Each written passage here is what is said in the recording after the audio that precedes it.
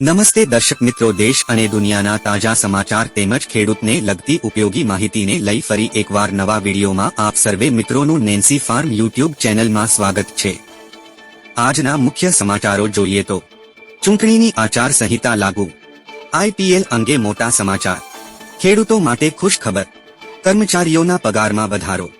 તમામ સમાચાર વિગતવાર જણાવું તે પહેલા અમારી ચેનલને લાઇક અને સબસ્ક્રાઇબ કરી દેજો। આજના પ્રથમ સમાચાર જોઈએ તો લોકસભા ચૂંટણીની તારીખોની જાહેરાત થઈ ગઈ છે, જેને લઈ આજથી જ સમગ્ર દેશમાં આદર્શ આચાર સંહિતા પણ લાગુ થઈ ગઈ છે। આચાર સંહિતાની નીતિ અને તેના નિયમોનું પાલન રાજકીય નેતાઓ, ઉમેદવારો સહિત સામાન્ય નાગરિકે કરવાનું રહે છે।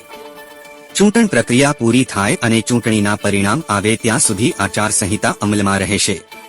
ચૂંટણી પંચ આચાર સંહિતાનો ભંગ કરવા બદલ ઉમેદવાર કે પક્ષ સામે શિક્ષાત્મક પગલાં લઈ શકે છે।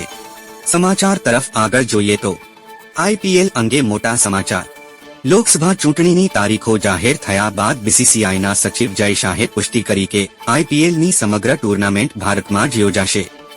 અટકળો હતી કે ચૂંટણીને કારણે યુએઈમાં અથવા અન્ય કોઈ દેશમાં આઈપીએલના બીજા તબક્કાની મેચો રમાડવામાં આવશે। આઈપીએલના પહેલા તબક્કાની મેચ 22 માર્ચથી શરૂ થઈ રહી છે, જે 7 એપ્રિલ સુધી ચાલશે।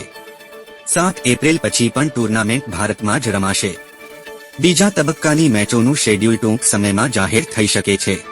સમાચાર તરફ આગળ જોઈએ તો ખેડૂતો માટે ખુશ ખબર, સ્વામીનાથન પંચ ફોર્મ્યુલા અંતર્ગત કાનૂની દરજ્જો આપવાની ગેરંટી, ખેડૂતોના દેવા માફ કરવા અને દેવા માફીની રકમ નક્કી કરવા માટે એક સ્થાયી કૃષિ દેવા માફી આયોગ બનાવવાની ગેરંટી, વીમા યોજનામાં પરિવર્તન કરીને પાકના નુકસાન થવા પર 30 દિવસની અંદર સીધા બેંક ખાતામાં પૈસા જમા થવાની ગેરંટી, ખેડૂતોના હિતને આગળ રાખીને એક નવી આયાત નિકાસ નીતિ બનાવવાની ગેરંટી, કૃષિ સામગ્રીઓથી જીએસટી હટાવીને ખેડૂતોને જીએસટી મુક્ત બનાવવાની ગેરંટી। સમાચાર તરફ આગળ જોઈએ તો કર્મચારીઓના પગારમાં વધારો, રાજ્ય સરકારે કરાર આધારિત સેવારત કર્મીઓના હિતને લઈ સારો નિર્ણય કર્યો છે, જેમાં 100 જેટલી કેડરમાં કરારિત ફરજ બજાવતા કર્મીઓના પગાર અને લઘુત્તમ વેતનમાં વધારો કરવામાં આવ્યો છે, જેની માહિતી આરોગ્ય મંત્રી ઋષિકેશ પટેલે આપી છે। આ નિર્ણયથી રાજ્યના અંદાજિત 26,000 જેટલા કર્મીઓને ફાયદો થશે। આ નિર્ણય 1/3/2024ના ઠરાવથી અમલી બનશે।